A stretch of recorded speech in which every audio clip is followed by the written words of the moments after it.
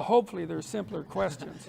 You know, average 5 minutes, Okay, maybe, okay. and then we will open it up. So, another taboo is to celebrate European culture. Multiculturalists get pretty unhappy when Europeans start expressing pride in their culture or heritage. Many, especially on the left, do not draw much of a distinction, at least in practice, between European pride and white supremacy. You care about freedom of the individual's freedom to think, to speak, to associate, in short, to act as he sees fit without external compulsion, as long as he doesn't infringe on the similar liberties of others. Professor Ricardo Duchesne, a historical sociologist and professor at the University of New Brunswick, argues that, quote, individualism is a unique attribute of European peoples.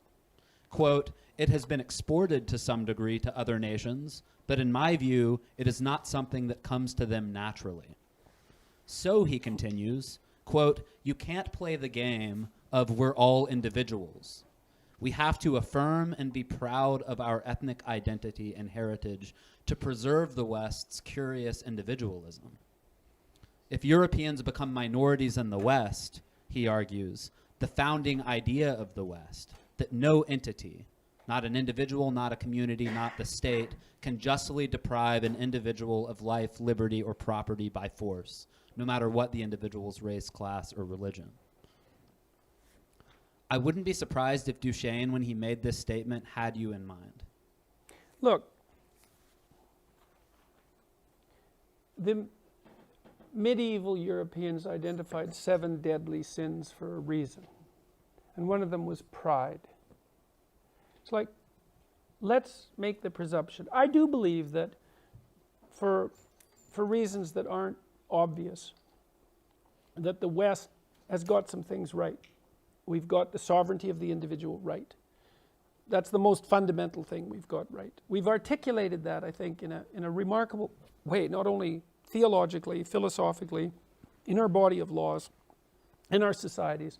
And one of the consequences of that, as it's had its effect on the rest of the world, is that everyone is getting richer quite fast. And that's a really good thing.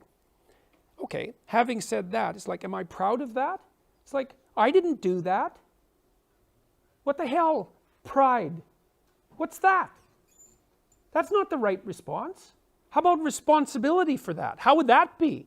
It's like you're part of this great and unlikely set of propositions, this strange set of propositions that says that in some ineffable manner, the poorest person is as valuable as the king. It's like, how the hell did we ever figure that out? That's an impossible thing to think, and yet that's the bedrock of our legal system. That's nothing to be proud of.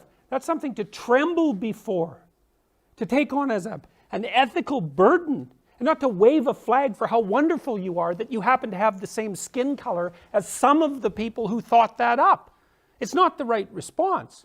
It's like it's to open your eyes and recognize that as a miracle, and a relatively new miracle on the world stage, and to participate in the process of upholding that in your personal and your public life. That's not pride in European tradition. Like when I go to Europe, and I love going to Europe, and the European cities they're unbelievable masterpieces, which is why they're completely flooded by pilgrims, right? Tourists, pilgrims, who go there to look at the beauty. It's like, I don't feel pride about that. I feel like I have something to live up to. That's not the same thing, man. And so these right-wingers in this, it's like, look what we've done. It's like, no, it's not you that did that. That's something, man. You gotta have your act together before you would dare to say, well, that was me. It's like, yeah, sure it was you. Yeah, right. No, that's hard to stand up and take your place in that kind of historical process, that unlikely, miraculous historical process, not to just feel ashamed at the way that you're presently constituted in the face of that means that you're deluded, and you're using your great fortune at being a beneficiary of that system. Look at what we've got here, this great peace that we're inhabiting right now. You're using your unearned the unearned gift that's been granted to you as a source of personal pride in your accomplishments due to your skin. It's like, no, not good, not a good argument. So, and that doesn't mean that, well, there's nothing valuable about European culture. There's plenty about it that's valuable. It's not even so clear to what degree it's European. I mean, it came out of the Middle East, you know. I mean, it's so muddle-headed that you hardly know where to start. So, hopefully that was less than 5 minutes. There we go. Dispensed with the radical right-wingers in 4 minutes. I've heard a number of interesting things about Islam from you and